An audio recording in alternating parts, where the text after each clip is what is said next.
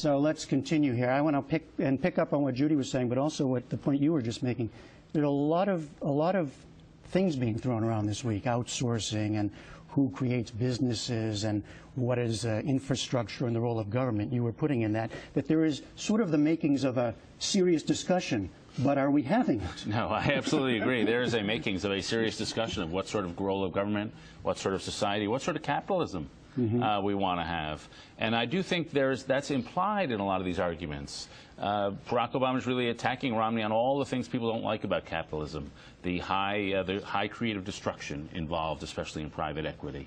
Will we actually have that discussion? I'm extremely doubtful.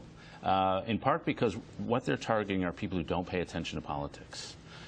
Everybody who pays attention has already decided. That's who they're speaking to. And so they want now? A very simple message. So, for example, Barack Obama has not been an enemy of outsourcing. Throughout his whole campaign, he understands that I think outsourcing, companies that outsource do create more jobs domestically. He understands it's part of the global economy. It's part of the things that make countries abroad grow, that make us grow. He's got a very simple-minded ad attacking Romney for being a guy who shifts jobs overseas. But to actually have a debate about capitalism, about the role of government, would require much more nuance than I think we're going to get for either side, precisely because they're paying attention to people who don't pay attention. What do you think? Well, I do think that you're talking about a rather small part of the electorate. I mean, if you look at the polls, 53% is what Obama got the last time. He's hovering around 47, 48%. You're talking about he needs some share of the difference, the 5 or 6% of difference.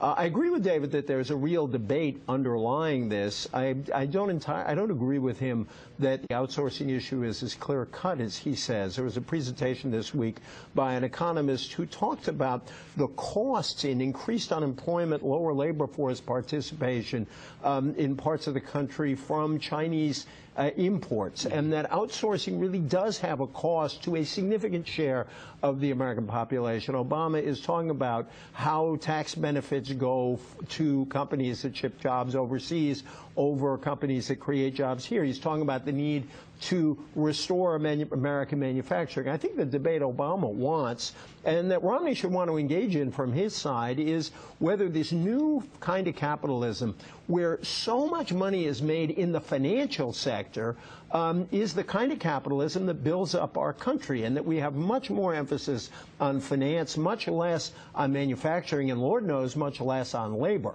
And I think that is the fight that underlies this, and I think we're going to get there eventually. Ah, well, that's optimistic. Well, see, and one thing I do agree with AJ on, if Romney's going to be the personification of capitalism, he does have to say what kind of capitalism he's for. He does have to say too much resources have been going to finance. He does have to say, you know, some of these things these bankers are doing make me sick.